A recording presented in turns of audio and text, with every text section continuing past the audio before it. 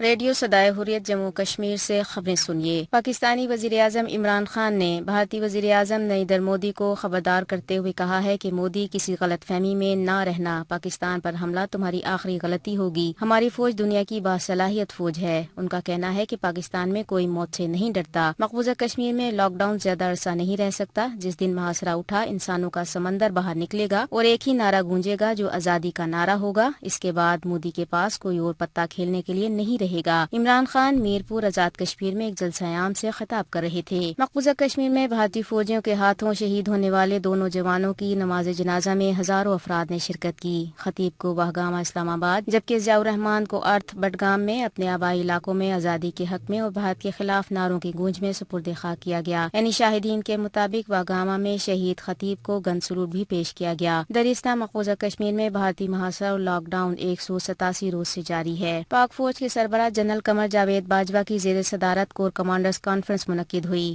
جس میں بھارتی ظلم و جبر کا بہادری سے مقابلہ کرنے پر کشمیریوں کو خراج تحسین پیش کیا گیا۔ اس موقع پر جنرل قمر جاوید باجوہ نے کہا کہ کشمیریوں کی جدوجہد کامیاب ہوگی۔ بھارت ظلم و جبر سے کشمیریوں کے حق خودارادیت کو نہیں دبا سکتا۔ ترجمان پاکستانی دفتر خارجہ عائشہ فاروقی نے بھی کہا ہے کہ پاکستان کشمیری عوام کی سفارتی حمایت جاری رکھے گا۔ مسئلہ کشمیر سلامتی کونسل اور عالمی عدالت انصاف سمیت ہر فورم پہ اٹھاتے رہیں گے۔ خبریں ختم ہوئیں۔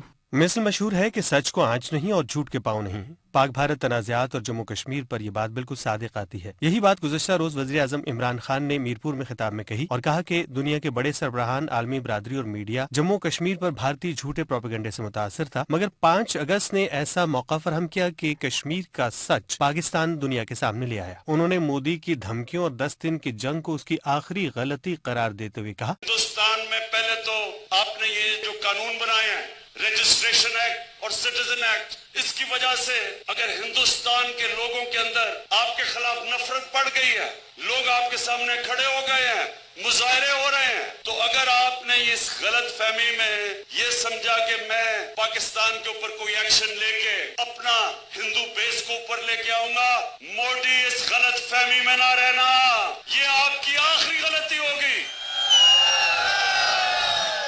80 لاکھ میرے کشمیری بہن بھائی بچے بزرگ نوجوان جو اس مشکل وقت سے گزر رہے ہیں، آج یہاں سارے پاکستانیوں کی طرف سے، اپنے آزاد کشمیر کے لوگوں کی طرف سے آپ کو پیغام دینا چاہتا ہوں کہ ہماری دعائیں آپ کے ساتھ ہیں۔ اللہ آپ کو ہمت دے، آپ کو صبر دے، ہم سب آپ کے ساتھ کھڑے۔